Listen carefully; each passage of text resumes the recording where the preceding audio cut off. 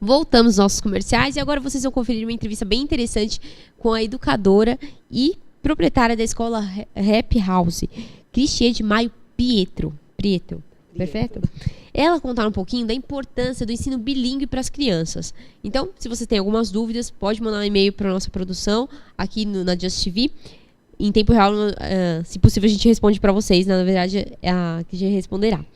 Conta pra gente, Cristiane, como que é ter uma escola desde 2008, tem a sua escola, né? Isso. E como que é esse ensino? Qual o diferencial dele para as crianças e qual a idade que as crianças podem já começar a ingressar no idioma de inglês? Bom, o ensino bilíngue ele pode acontecer desde o berçário. Ah, é? Então, você apresentar um idioma para a criança pode ser até desde a gravidez. Se a mãe fala, você fala com a barriga, Que legal. ele pode ser apresentado. A criança está apta Eu não a sabia aprender um disso. idioma. Qualquer idioma a criança pode... Qualquer idioma, ela os pode, pais, ele desde pode- cedo. Filhos de pais de diferentes nacionalidades, eles naturalmente vão ser bilíngues. No caso de um ensino bilíngue, não necessariamente os pais precisam falar esse segundo idioma. Então, a criança vai usar esse idioma na escola. Tá? A Happy House trabalha com crianças a partir de 1 ano. Mas você A partir de 1 ano e até que idade máxima que pode?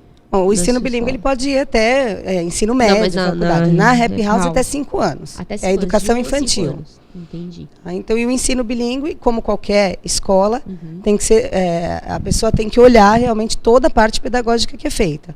A criança vai dominar o idioma muito rápido, não importa se ela entrou com 1, com 2, com 3, eu tenho alunos que entram já no último ano com 5 e acompanham tranquilamente a turminha. No início tem aquela adaptação, tudo, mas aos poucos eles já entram no ritmo. E como que é essa metodologia de ensino? Não, a metodologia da escola Happy House é a metodologia de imersão. Então, a partir do momento que a criança está lá dentro, ela vai usar o idioma inglês para se comunicar. Não é uma coisa forçada, porque a criança vem com um idioma, dominando um idioma materno, que a gente não vai cortar isso dela. Nem pode, né? Então, ela tem que ser uma coisa natural. O professor vai apresentar esse idioma, vai conversar com ela em inglês. Naturalmente, ela vai responder em português, o professor continua falando inglês, até o que momento chega... que ela vai perceber que só vai responder essa interatividade só em inglês. Isso, eles percebem Inconscientemente, até a com criança quem percebe. eles têm que falar. Né? Então, assim, essa professora, eu sei que ela fala português. Quando vem alguém de fora, eles acabam se comunicando em inglês. E o mais gostoso é quando eles estão, assim, nos últimos anos, né, com 4 e 5, quando eles vieram desde pequenininho, que eles começam a soltar sem perceber. Então, de repente, você ouve eles conversando, aí sai a conversinha, conta a historinha, e Entendi. já briga com outro em inglês. Então, fica Nossa, que bonitinho. legal. É bem bonito, né? E é bom que desde cedo a criança começa a ter a fluência no idioma, né? E isso é também importante para a vida profissional depois, quando ficar um adulto, né? Isso, essa é uma das vantagens assim, mais conhecidas, né? Que a pessoa fala que é a questão do idioma.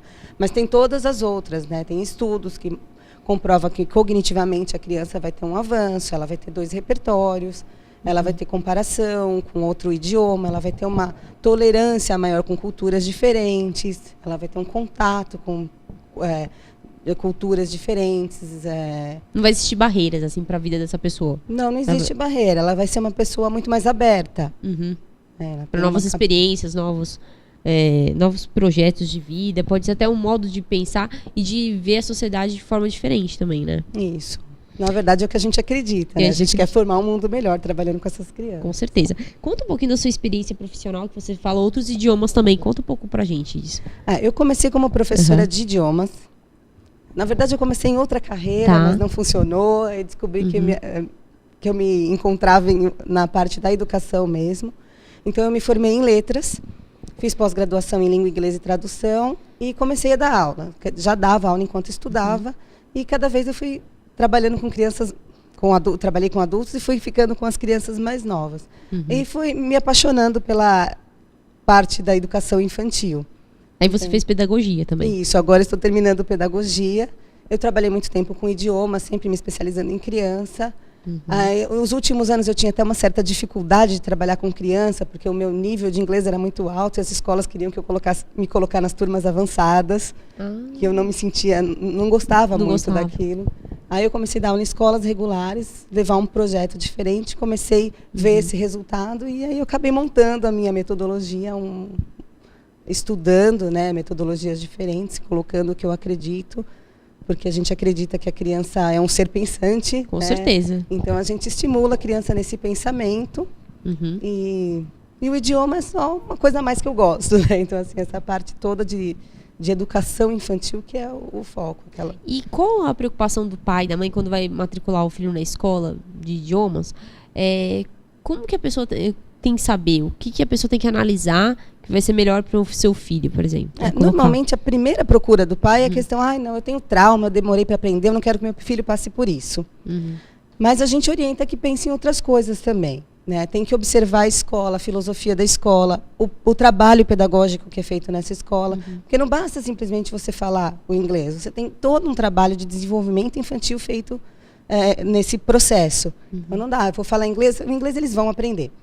Se você falar inglês com eles, se eu contar a história, tudo bem. Agora tem toda essa parte de projeto pedagógico. Que é muito importante também para o desenvolvimento da criança, né? É o mais importante, né? Porque aí a criança tendo toda essa base de desenvolvimento, saber pensar, se ela aprender depois de adulta, também não vai fazer, não tem problema.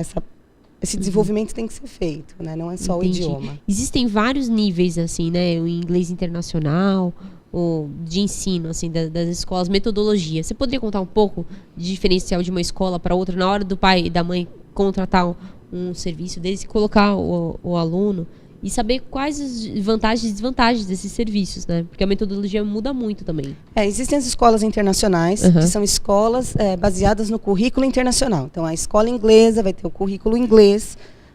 Normalmente, os professores terão inglês mais britânico e vão seguir calendário da Inglaterra. As escolas americanas seguem calendário americano. As escolas bilíngues são escolas brasileiras, que utilizam o idioma inglês dentro do contexto. A Happy House é bilíngue. A Happy House é bilíngue, é uma escola brasileira, segue calendário nacional. Vocês adotaram essa metodologia, desculpa te cortar. Por quê? Assim, vocês acharam melhor? O ser brasileiro? Na verdade, sim, as nossas crianças vivem no Brasil. Certo. Tá? Uma escola internacional é para criança que viaja muito. Pro exterior e aí? Ou os pais viajam muito a trabalho e acaba tendo que seguir um currículo igual em qualquer lugar que ela esteja. Entendi. Então, a gente trabalha toda a parte. Nós somos uma escola brasileira, a nossa cultura é brasileira, a nossa criança é uma criança que vai vivenciar isso. Pode ser que ela viaje, mas não necessariamente more fora e fique mudando de país muito tempo. Então, e aí nas escolas que a gente fala bilíngues, a gente chama o inglês internacional, porque tem professores com influências de vários lugares. Alguns moraram na Inglaterra, alguns moraram na Nova Zelândia, nos Estados Unidos, e a gente traz tudo isso, porque a gente puxando mais para o inglês britânico ou para o americano, né? Também tem essa. Isso, na verdade, a nossa ideia é que a criança se comunique, o inglês como meio de comunicação independente, ela não vai falar só com o americano. Né, que for. Ela vai ter um sotaque. Vai ter um sotaque dela. Ela vai pegar alguma coisa de cada professor, mas vai ser o inglês brasileiro, né? Qual foi o momento mais, assim, engraçado, assim, bonitinho, que uma criança, durante suas aulas, que você presenciou? Você pode contar uma experiência legal pra gente? O gostoso é quando a gente tem a impressão que eles não estão entendendo, que eles não estão falando, e aí, de repente, eles soltam, né? Então, aí eles começam, assim, é muito... Fazer piadinha, alguma coisa em inglês. Faz piada, aí eles começam, quando eles começam a ter essa questão de questionar a língua, porque eles vão pequenininhos, com um ano aquela língua apresentada, eles vão assimilando. Aí chega um momento que eles param para pensar naquilo que você falou, né? Então aí a gente fala, we are going home, we are going home. Aí um menininho girou para a gente e perguntou assim, mas casa não é house? Então é going house. Então eles começam a perceber essa parte de colocação da língua, que em alguns momentos você fala de um jeito, depois eles começam pensar na língua de uma maneira diferente. E é importante porque a criança está amadurecendo, né? No idioma e na vida também, assim. Tão pequenininho, mas já está notando, assim, a diferença. Isso é gratificante também para a escola, não é? É gostoso ver quando eles começam a ver de uma maneira diferente, que você começa a ver que eles não estão só sendo papagaios, só repetindo. Eles estão começando a processar aquilo. Aí eles constroem frases, colocam verbos no passado, como as crianças fazem no português, né? A gente, quando fala errado, né? Fala eu fazia, o dia, eles fazem isso no inglês também. Eles criam uma regra e transferem. Então, aí começa a parecer que realmente ele está processando aquilo de uma maneira diferente, não só repetindo.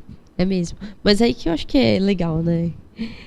Sabe o que eu queria que você contasse também pra gente?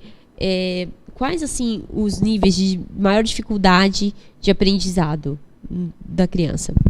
Bom, a criança ela é aberta, o cérebro dela é uma esponjinha, eles são tem uma facilidade muito grande. Então, conforme vai passando a idade, a tendência é ficar mais difícil de aprender. Então, quanto mais cedo, a gente recomenda, né? Quanto mais cedo, melhor. Não quer dizer que você não vá aprender depois de adulto.